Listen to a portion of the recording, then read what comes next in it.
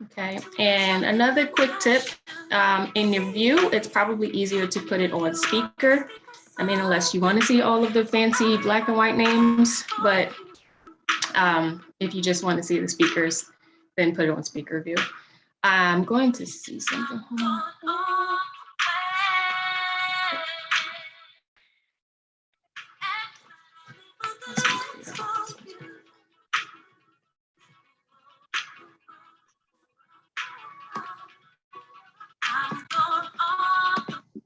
All right, Solange, you gotta go apparently.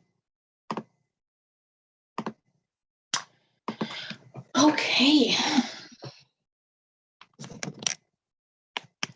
So welcome to this month's Wine and Culture Chat, Black History Month edition. And this is really special because this is really going to be some really deep cultural history, which I'm incredibly excited about. This is an incredible opportunity to really learn about African cuisine, Lowcountry cuisine, and also just like how being intentional as a human will lead you down your path of purpose and influence other people to do the same. And so I would like to welcome Chef BJ Dennis Benjamin. I haven't figured out what the J is for yet, but when I do, I'm going to call you that too. Okay. He is just a quick note about BJ. He's born and raised in Charleston, South Carolina. He's a chef and a caterer. He's known for infusing flavors of the cultural Lowcountry into his Gullah cuisine, which we will get into a little bit later. He learned from obviously our ancestors, but also studying in St. Thomas, which really encouraged him to come back to South Carolina to really take on the Gullah cuisine and make it more mainstream than at the time it was. He's been featured in multiple, cuisine has been featured in numerous events, including the BB&T Wine and Food Festival, Cook It Raw, Meatopia, and the Food Film Festival. And upcoming, he and I are actually doing an event together at Charleston Food and Wine next week. I just found out that next week is March, so yes. if anybody else is with me on that, terrifying actually. And you know, he's also known for doing pop-up dinners. That's where a lot of people found his work in the pop-up dinners that he was doing down in South Carolina. So I'm not going to embarrass BJ too much with the introduction, but welcome and thank you so much for being here. Yeah, thank you for having me here. If everybody could put themselves on mute, that would be great too, just so we can have a seamless conversation if possible. So BJ, let's start with early Benjamin. What was it like growing up in South Carolina on this island, more specifically? Well, so I grew up in the city, but not on the peninsula. So I grew up area called West Ashley. Grew up in a neighborhood called West Oak Forest. So I really grew up in a neighborhood that was very, it was across the street from one of the more historical neighborhoods in Charleston, which is Maryville, Ashleyville.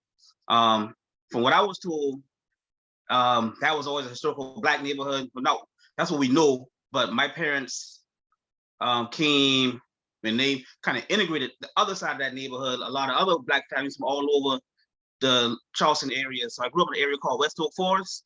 I grew up, I would say, you know, Charleston is a very dynamic city. You can grow up middle class next to lower class, next to a little upper middle class. So I grew up in a middle class family. Both my parents grew up land rich, money poor.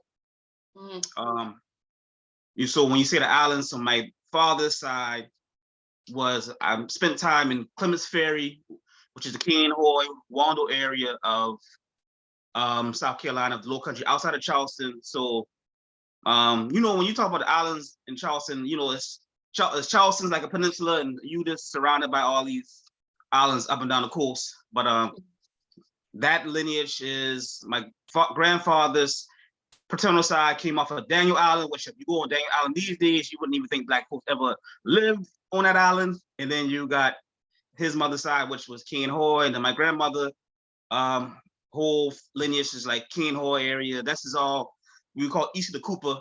My mother is really from Allendale County, South Carolina. I would say if anybody's familiar with Allendale or know of Barnwell, Bamberg area, that's the area James Brown is from. My grandmother actually sounded like James Brown. They both sounded the same to me. So yeah, but I grew up west of the Ashley, grew up in the city of Charleston. You know, got two sisters, one older, one younger. The older sister actually been living in Atlanta for she's been in Atlanta like 20 years now. I think about 20 years.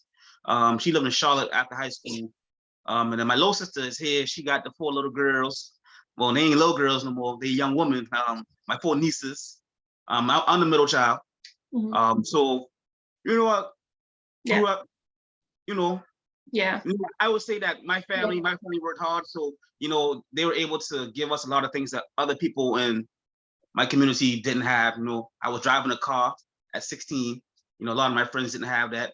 You know, so I had both parents in the house. You know, my mother was a hardworking lady. She worked from 7 in the afternoon to 7 in the morning as a nurse at the hospital. And my father was he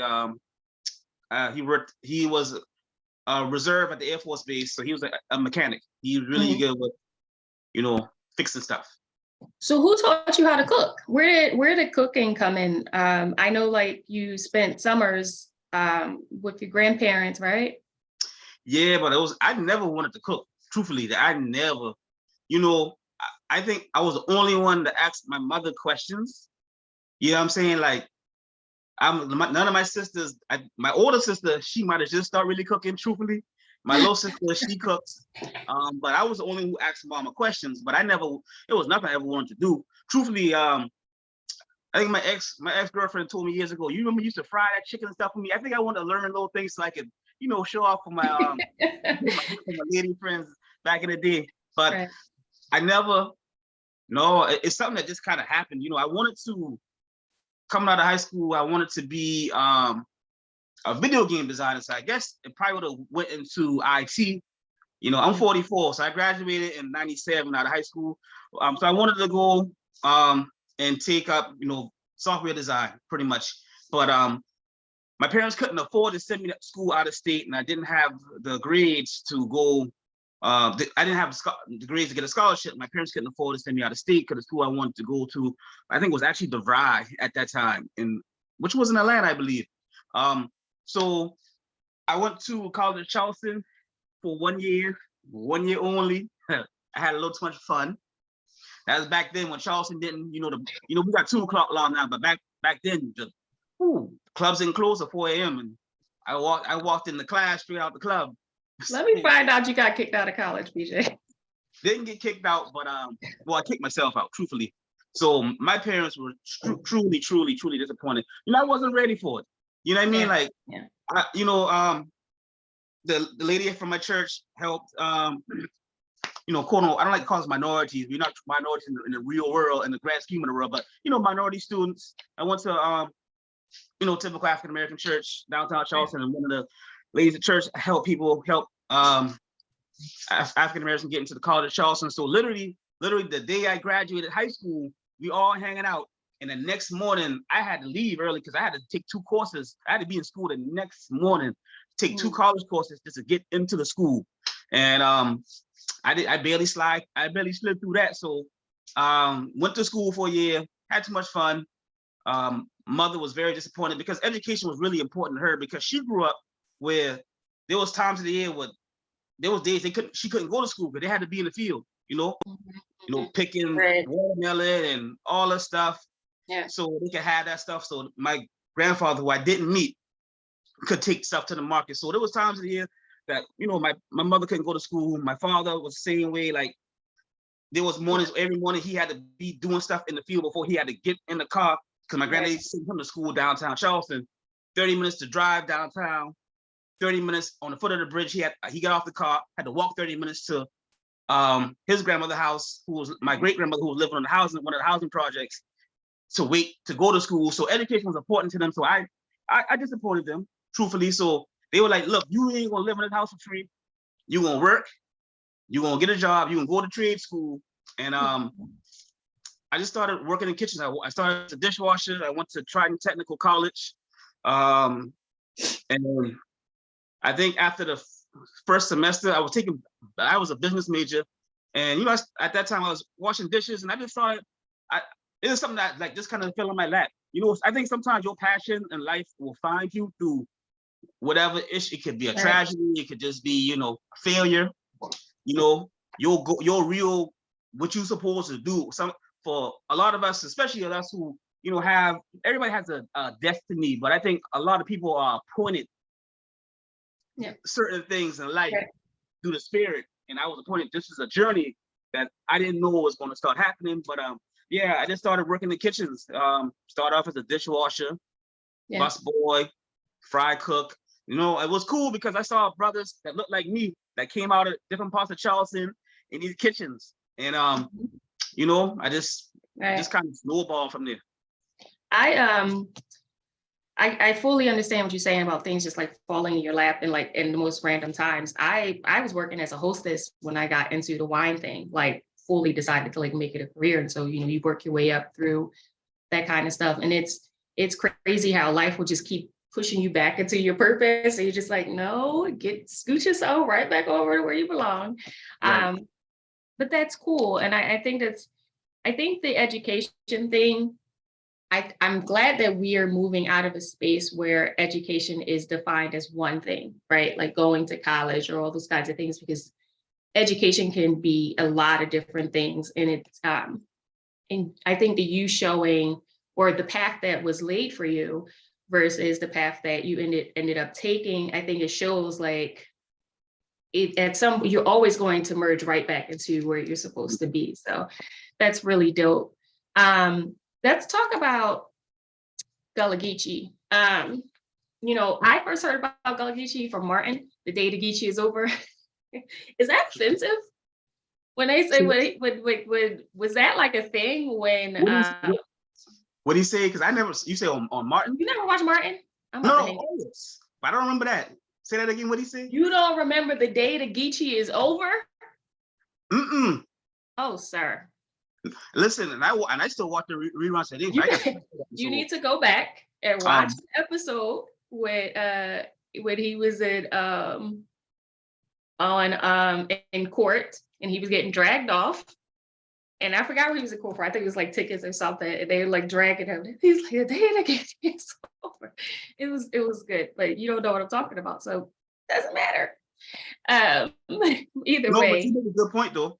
It was to my parents' generation, that was fighting words. That was truly fighting words. To be called Geechee was very offensive, because that goes to the whole, you know, it goes back to, you know, like just saying like you Geechee, you don't know how to speak properly. And, you know, even when you leave out the low country and go further up into the state, I mean, people will pick on let me say this, for our generation, it was a source of pride. I'll get into that in a little bit, but like for my parents' generation, yeah, that was offensive, you know, because, you know, it was like you didn't know how to speak.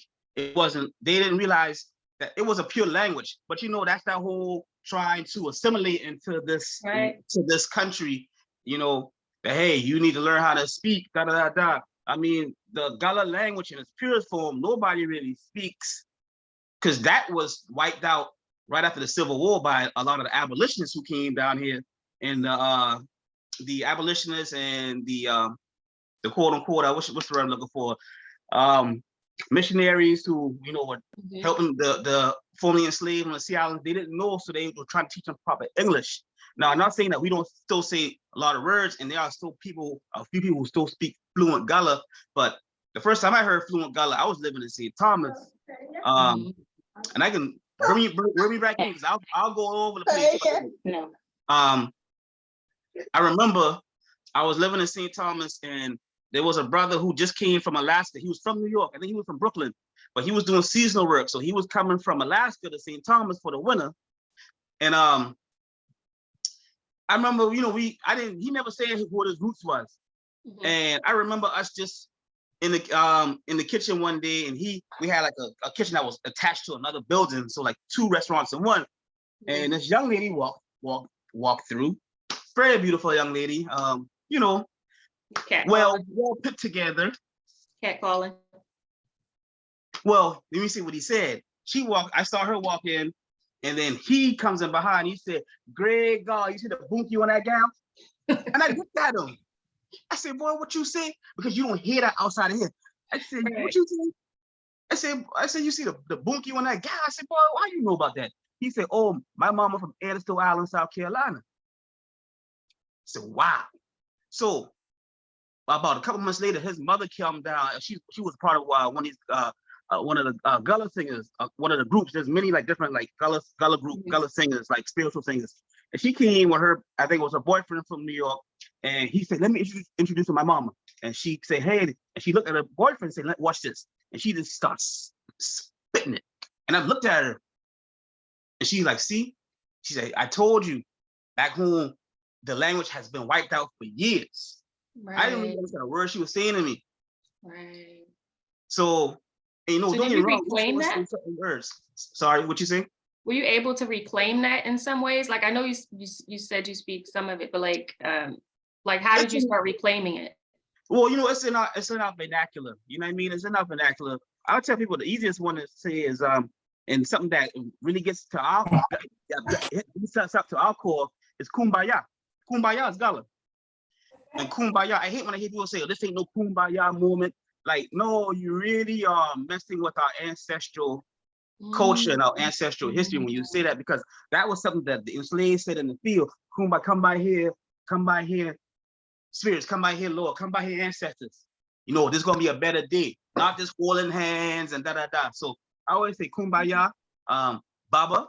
You know, when we think of, when you hear the word baba, you stereotypically think of a quote unquote white redneck. But Baba is the Gullah for boy. My granddaddy called me Baba June. I call my son Baba Bean. We in Charleston, we all day long. What's going on, Baba? What's going on with your Baba? Okay, Baba. So yeah, so there's words in everyday Southern vernacular. Yeah. You know what I'm saying? That is Gullah. Tote. You know, there's so many words that come from the African experience that we say. But somebody just speaking pure Gullah, just speaking it to you, and just da is few and far between. No, that's so dope. Like, that's really so dope. And I definitely just learned something, because kumbaya, I didn't fully know the origin of that, but I think a lot of people on here probably just learned something with that one. And I always love learning. Can you teach me some cuss words in Gullah? Some cuss words? Yeah. Teach me the cuss words. But no, that's dope. And language is really important, right? Because language is what connects all of us, but it's also weaponized a lot against us. And so, to your point, they try to make it as if we are ignorant if we don't speak the King's English, or we're not speaking what they consider proper. And there's a lot of trauma with that, because we grew up, if you grew up speaking a certain, like, I've always talked the same way, and you talking like a white girl, and I'm like, I'm talking like a white girl, I don't even know the white people. Where I get that? Like, so it's stuff like that we use it against each other.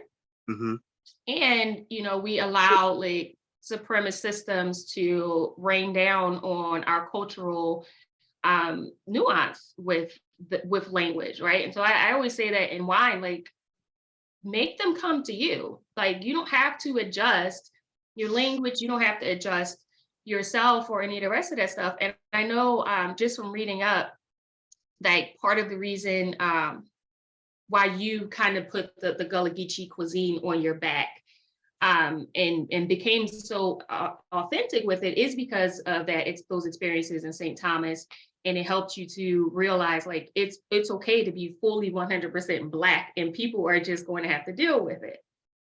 Right. No, it was moving to St. Thomas. I would tell you, when I first started realizing it was sort of different, when all my homeboys, I grew up with, like, after high school, a lot of them went to HBCUs, and them boys used to be like, "Boy, them guys love us." them girls in Baltimore love us. They'd be like, oh, see that again, see that again. So it would be like, it was that thing. They'd be like, oh, the fellas can't stand us. They call, look at them Jafakins, you know. So, so that was my first, like, okay, the language different, you know. Even though where my mother is from is still considered in the Gullah Geechee corridor, my cousins will be like, oh, look at my Geechee cousins. Even though where my mama from, they have a festival called the Kuda Festival. The Kuda is Gullah for turtle. And so like I said, I tell people all the time, James Brown, we would call it freshwater Geechee. The way he talked, his tongue rolled when he spoke. And my grandmother would say words that was very familiar to me. But St. Thomas, yes. When I was in St. Thomas, I guess it really, you know, when I would get animated and really would start rattling off words. I remember one that we were all out, we had a few drinks, and we was in the car, and we were on the way, they were taking me home. I was going off, just laughing and stuff. And I remember the brother in front said, I thought he was a Yankee. That's what he said to me. I thought he was a Yankee. Why he talk like that? So, and then people will be like, well, where you from? You know, you from Barbados? You from St. Lucia? Where you from? You from Down Island? I said, no. You know, and at first I didn't want people to think I was trying to sound like them. And I'd be like, no, I'm from Charleston. And it just blew my mind that a lot of people know, oh, you one of them Gullah people. Y'all just like us, you one of them Gullah people. Like a lot of Rastas would know. So that's when, you know, for me, it's like that. And then I was cooking with the chef, older brother, Dougie.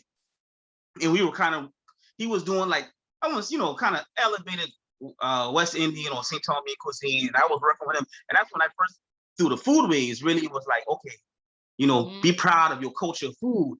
And then I know when I would come home to visit, and like, I remember when I moved back home for good, I was working in one of the quote unquote seafood restaurants. And a lot of the seafood restaurants in Charleston is always brothers from all over Charleston who run those kitchens, who work in those kitchens. And I remember this, when I came home and hearing that talk, and I'm like, man, we do sound like people from the islands. Because I was like, I think I'm back in St. Thomas.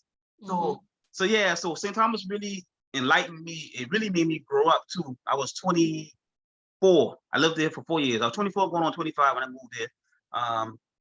And you know, there was unapologetic culture.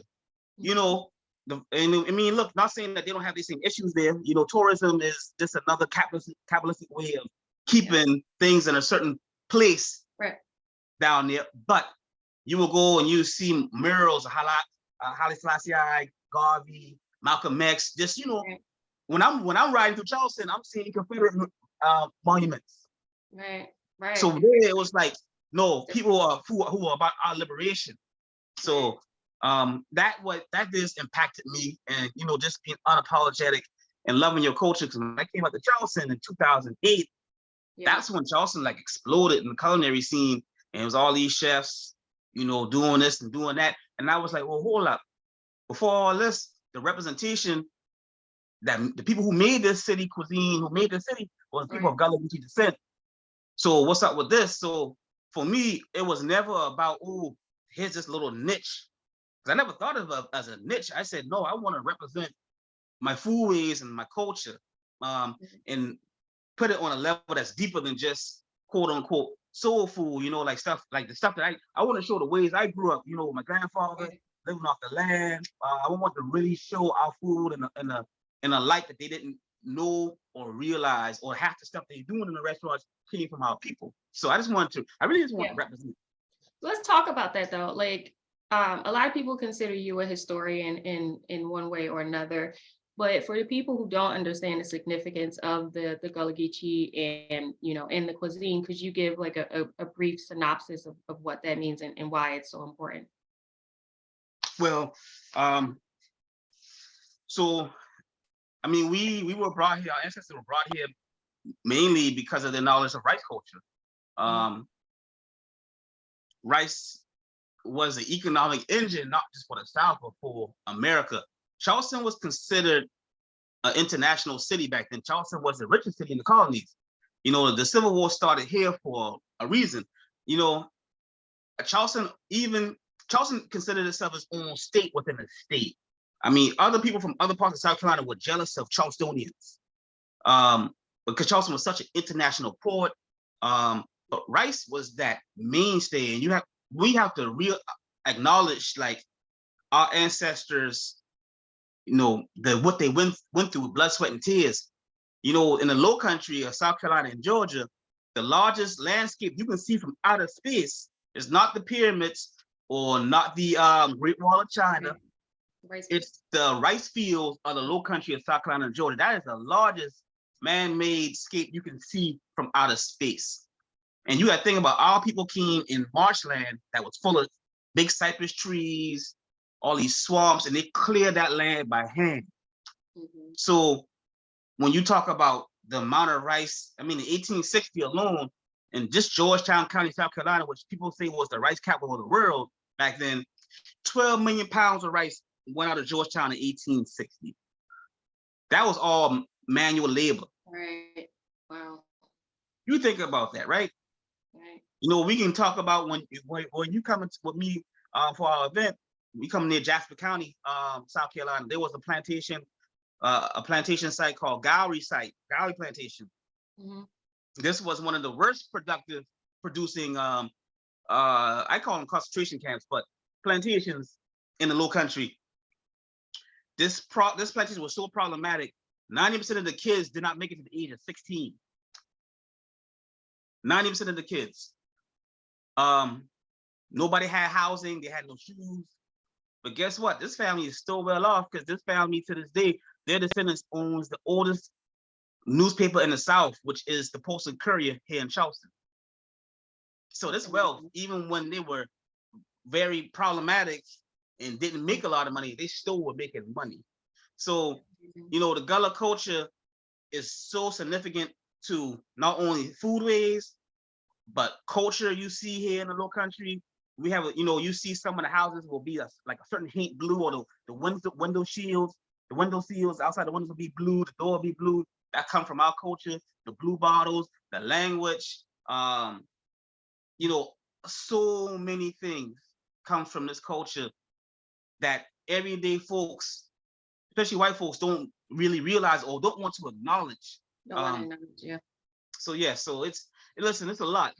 I can spend like an hour talking about it because it's a lot. Let's talk about Emily Meggett and the significance of her and her blueberry wine too. She makes blueberry wine. Listen, so that wine she makes, I don't know what she did with this wine. She made a blueberry wine. She says, I think because the blueberries were frozen. I don't know, when you freeze fruit, they lock in that sugar, because she didn't put any sweetener. She I didn't put no sugar or nothing in the sweetness wine. It was like, this is so perfect. But Emily Meggett is a living treasure. 90 years old. She is, some say, the matriarch of Edison Island, South Carolina. And she's living history. I feel like people of her generation, who have stories, like my grandmother is 95, she'll be 96 next month. They are the last kind of connection in my mind to an era bygone that, a lot of us try to forget, but those people have so much knowledge, so much, so much that they did that we could still use to this day. And Miss Emily and others like her, are like the last kind of connection to that generation. Yeah. But Emily, her food, you can't go to her house and she's not gonna fix something to eat. Her stories, what she's done, the life she's lived. I think she had like maybe 10 kids. I might be wrong. All her daughters, beautiful people. She had a few. I think a son and maybe two daughters. I'm not sure. Don't quote me. Who passed away. But all of her kids that I've met are just beautiful people. Just a brilliant, powerful human being. Yeah. And the wine, her back porch is always, you gonna have her and her daughter gonna have them jugs, them big big gallon jugs full with like plum, muscadine grape or bow grapes. We call them bow grapes. Peach, whatever wine you think is gonna be full up, and they're gonna be sitting there fermenting, ready to be streamed. So she's something else. I just thought it was important to bring her name up and make note of that because, as a matter of record, but also I don't think a lot of people know who she is or, what she's done. And we skip over in a lot of award seasons and acknowledgments, all this, and we skip over orators and people who hold our history, you know, and they pass it down verbally. And so she's one of those people who has kept the Gullah Geechee um, culture, everything alive. And it's just such an incredible thing to watch. And she is the epitome of like what community is and what community looks like, because she's not doing it for anything other than the love of, and that's just our nature. And it's just amazing to watch that. But let's jump into Tasha's going to turn her camera off and yell at me in a second, because you know I'm about to say high off the hog. It's high on the hog. I kept saying high off the hog, because she's like, just because you don't eat meat don't mean we get the high off.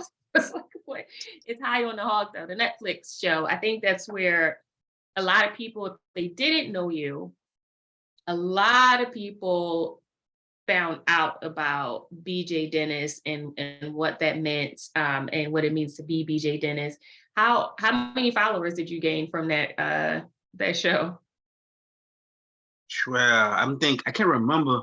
It's funny because when the show came out, I just moved to where I'm at. I moved out of Charleston, so I will help open up this store that was on quote unquote, you know, be about the community, which, you know, that was a lie, it's a whole other story. But and my wife was pregnant, so she just had our child. So I think it was like I was just sitting home one day with my son was like a couple months old, and I'm just looking at my phone like I'm like, what the hell's going on? Like it's just like I was like, the first time I ever, I guess, can say I was trending. I was like, I don't know what's going on, and like it was like, oh, the series came out, and mind you, we shot that show like I would say almost a year and a half before it came out. So I was already like, you know, whatever. You know, when you do these things, it's a blessing. Don't get me wrong, but like, you know, I'm already moving on to like, you know, my life, what's going on. You know, making sure I take care of my family. So I'm just sitting there, and it's like, oh, phone is going, and people talking about this show. So I'd say I had to been at least 15,000. At least. How did it make you feel? How did that make you feel? And I think that was, when did High on the Hog come out? Was it 2020? Yeah, we're 2021. 2021. Right. And then in 2020, a lot of us went through this reckoning with, now I'm not talking about the racial reckoning. We didn't go through racial reckoning. We already did. We tried to tell y'all forever. But what we did go through was everybody kind of just like jumping on the bandwagon, and everybody's following you now. Everybody wants to, you know, be in proximity to you. Everybody wants something from you because you're Black or you're a leader in the space and blah, blah. And it was just like, it was traumatizing and taxing for a lot of people. Did you experience that in 2020 and then again in 21 with the film, or was it just the film that kind of spiked it? Well, you know, I always said this in 2020, especially when the Black Lives Matter movement was going heavy. I told a couple people, I said, you know what, we got a good 2 years before they hop off this trend. It wasn't even 2 years. Didn't even last 2 years. And then as far as High on the Hog, I think it took me a couple months to even watch the show. The first time I watched it, I was just like, I couldn't understand why it resonates so deeply with our people, you know, because when you're doing this work, and I've been at it for, last year was 10 years of me being out here, you know, on my own, you know, doing my own thing. So it didn't register to me because I live in the culture, right? I live it. This is like my life every day. And, you know, I was getting so many messages from so many brothers and sisters from, you know, all over, a lot from the West Coast, like, oh, we want to come. And on one hand, it was good. On the other hand, it was like, yo, people were thinking like we were just like this mythical people. I was like, no, it's not like that. Right. We're not in like just traditional outfits with on the porch with a mortar and pestle pounding rice and, you know, doing all this magical, quote unquote, you think might be magical stuff. No, we have everyday issues like everybody else in Black America has, you know, poor education, you know, crime. So on one hand, it was beautiful. On the other hand, it was like made me realize how disconnected a lot of us are to our roots. Excuse me. And you know, I had to realize, you know what? And that's okay, because a lot of us are disconnected to our roots. Yes. Yes. So you know, I was just really happy to see, you know, people just really wanting to embrace it. I had to let some people know too, like, you know, I mean, the South is not monolithic now. It's not just Gullah, you know, because that was something too, like, oh, we got to come down, like, well, you know, like my people are from Alabama. I'm like, well, you know, Alabama has a lot of beautiful Black culture. Right. So that was the thing too. Like, people were like, and I get it, I understand it, but Yeah. you know, it was through it all, it was beautiful. It was beautiful to see. It's beautiful that people, you know, and being from the South, you know, it's always been one of those things. You even marginalized by your own people, you know, for years. Oh, y'all in the South are uneducated or this and that. So it was great that people to see, like, you know, no, we do hold on to a lot of tradition, a lot of education that's not about these books. You know, people who out there building homes, you know, doing things with their hands, like real education, survival education. You know, so for me, it was good to see that people seeing that, you know what, there's a lot that we still have to offer. This is the roots, you know, for me, of Black America. You know, sometimes you don't have to go across the water to the West Indies. You can come down south or come to Charleston and just sit at the table with elders, and you can learn a lot. You know, and then, look, we can learn from we can learn from each other, and that's why I think I wanted to see from How and the Hog, like, look, we need each other. Yeah. Through it all. Period. Yeah, I thought High on the Hog was super dope for a lot of reasons. It exposed a lot of people to a lot of things. But you know, I do think that Gullah Geechee culture is you know, very significant, and a lot of people were not, because we don't get taught that, right? Like, so it's different being in that cycle, unless you're actively seeking information and know to seek that kind of information, then you don't really think about it, and then it's enlightening. So there's this dichotomy of just like pure just trying to survive in this country, and also trying to survive authentically in your culture and whatever the nuance that culture that you're from brings. And it's really hard because we do it to each other, and then, you know, we have the system just consistently like bringing us through the thing. And it's just like, back to language, it's so important. Like, I'm a John. Right. You know what a John is? You from Philly, must be. Oh, see, now we are best friends, BJ. I'm gonna bring you the best bottle of wine next week. But yeah, I'm glad you do that. But let's jump into because I want to leave some time for people to ask questions, but I want to do like some rapid fire. But they ain't gonna be that fast. What's your favorite music? Ooh, wow. Ah, man, I love music of the diaspora. You know, I mean, I love, so, you know, grew up, so I gotta say I love old school hip hop. I love 70s soul. I'm not gonna lie, I love 70s soul music. I guess because I hear mama playing in the house.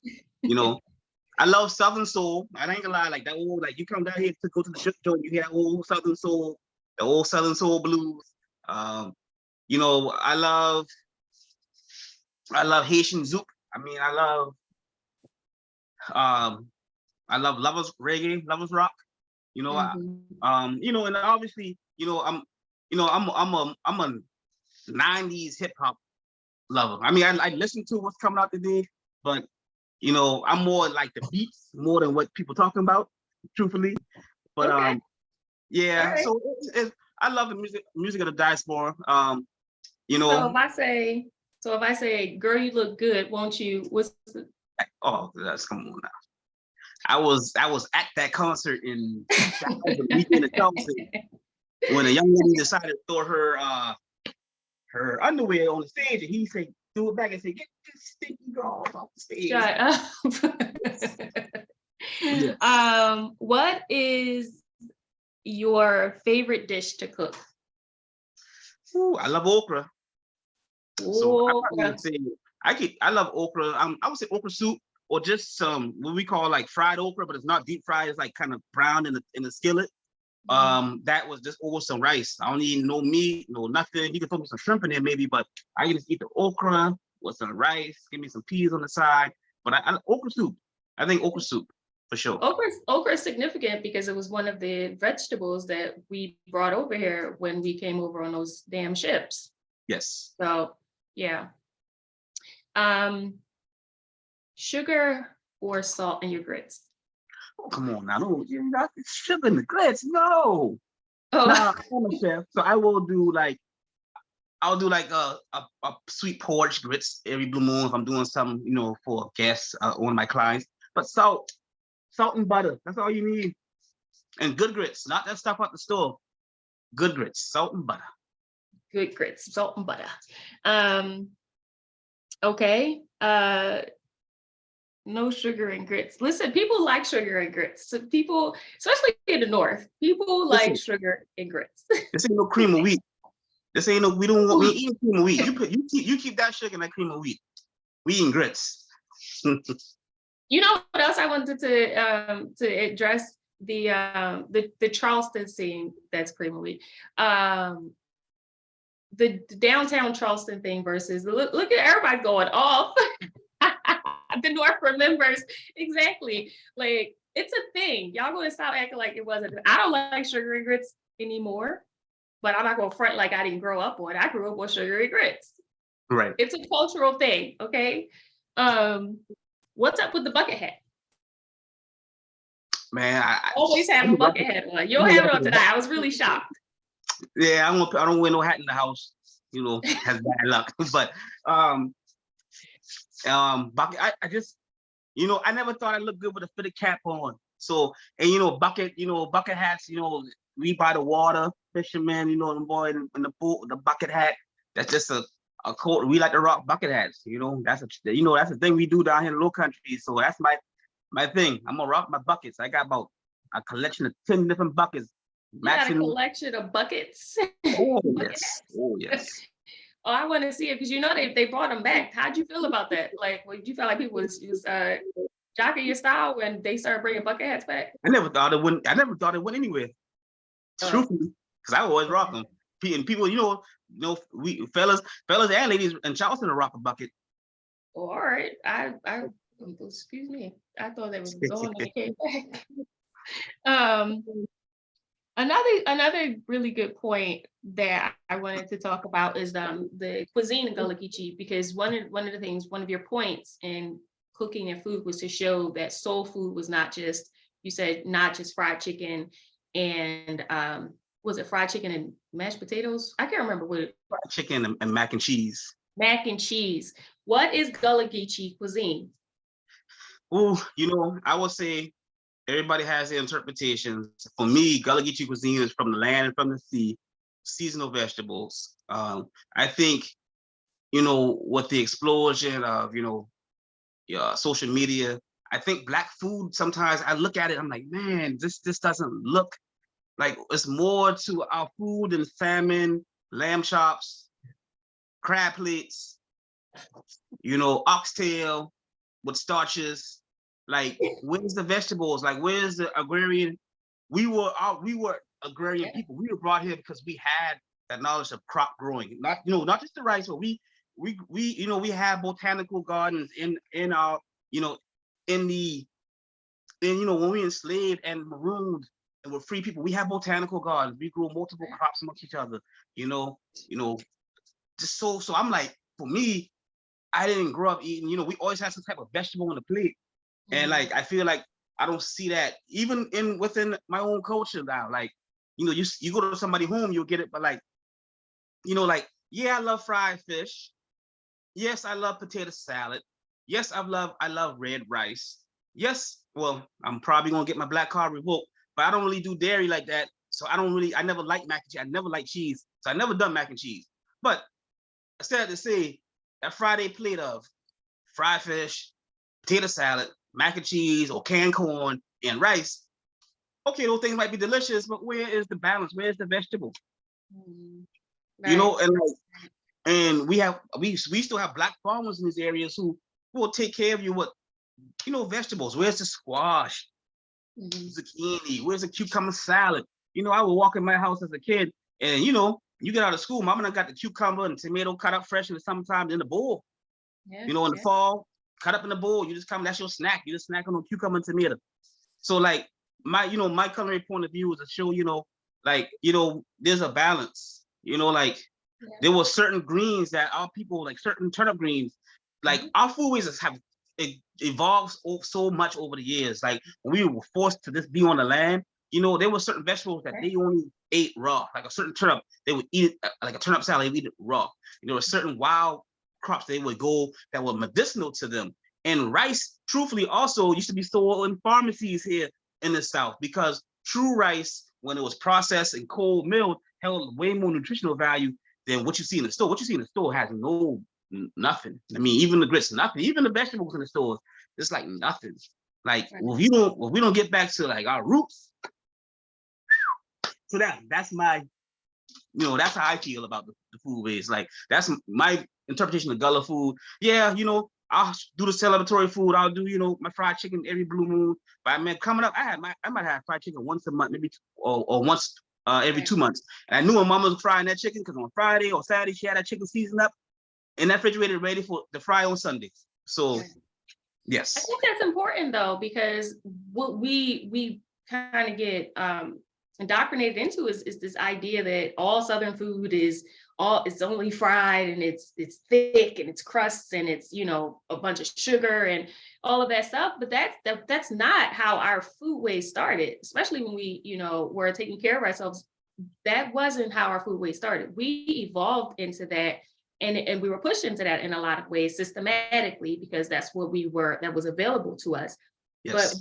we are able to be very healthy and live off the land and all of that stuff. That's not really taught anymore, like as a this is who we are kind of thing. What we get attached to is the fried food, the meat, all of that stuff. We really were the people who were cooking fresh food, farming, all of those vegetables. We weren't cooking we weren't cooking vegetables, the literal nutrients out of vegetables at one point. And I think that we're reclaiming that though. I think it's dope that, as we evolve, we're reclaiming that day by day and little by little, and we're just making it more examples of what we used to be and understanding that. So now I'm going to open it up for questions. If you have any questions, you can feel free to either unmute yourself and ask, or pop it in the chat, and we can see the chat. So anybody? Yo. Hey, Chris. Hello. Do you mind if I go? Go, please. Oh man. Hello, Chef. I've been a huge fan of yours for a long time. And yeah, just wanted to say thank you for being on here. The question I guess I have is, two questions. Do you have a favorite variety of okra? And also, do you have a favorite black chef yourself that's either alive or deceased? Something like that.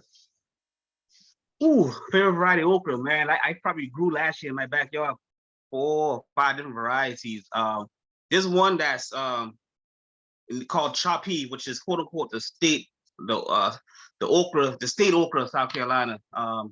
It's out of the Georgetown, Myrtle Beach area. I grew the motherland okra that a friend of mine that got back from I think it was Liberia or Sierra Leone, which was a beautiful okra. Grows like 13 feet in the air, big fat pods. But I love okra, man. I don't think I have a official favorite yet.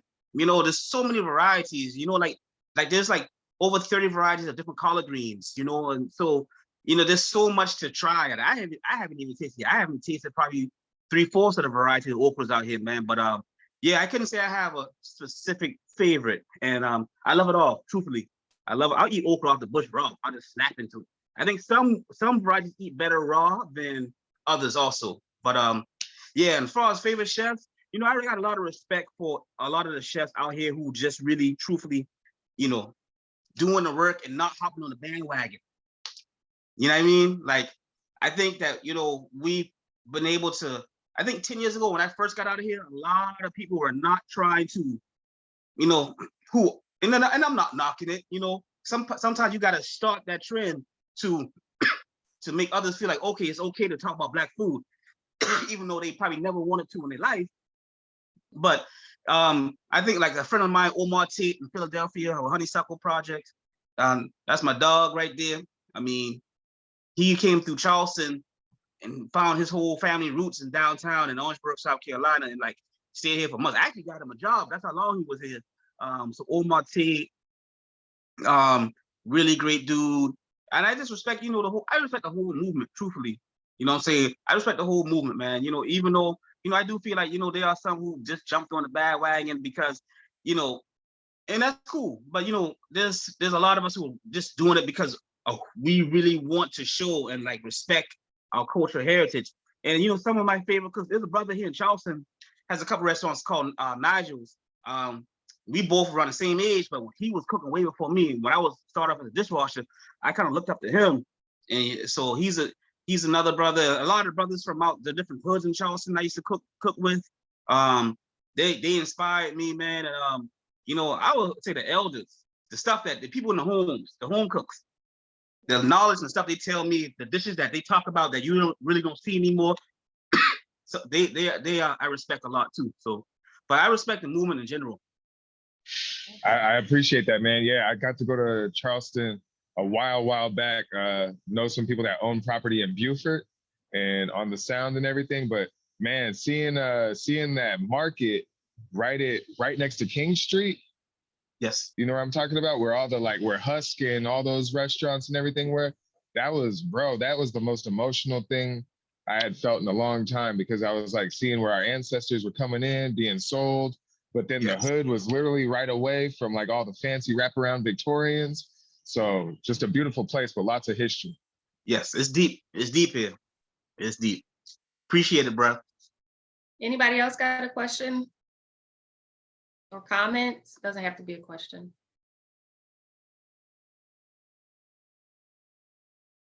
Oh, did I do that thorough of a job? No way. Don't be shy. Okay, well. Wait, one last question. Have you ever had lint oil? Say that again. That sounds familiar.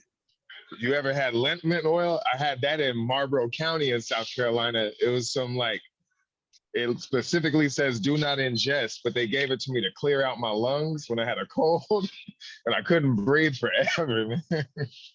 Nah, I don't think I ever had that, man. I'm gonna look that up. I have a quick question. How do you feel about, because Charleston started getting a lot of attention, but it was mostly white chefs, right? Like, to your point, like the home cooks don't get any love. I'm fighting to get people in James Beard that are home cooks that, are historians, those kinds of things. What's that like living, because you live in that space, like these are lived experiences from you, like from a different level. Like what is that like? I want to say I feel like I'm protected, but I know that they don't. There's some who respect it and a lot who don't, and they will never really, they don't show it in your face, but it's subliminal. Like, you mean like our visitors bureau, our Charleston Visitors Bureau, they would never, put me in the spotlight. But I've made them have to respect me because I took it bigger than the state, which I never thought I was, that was never my intention. I just wanted the culture to recognize.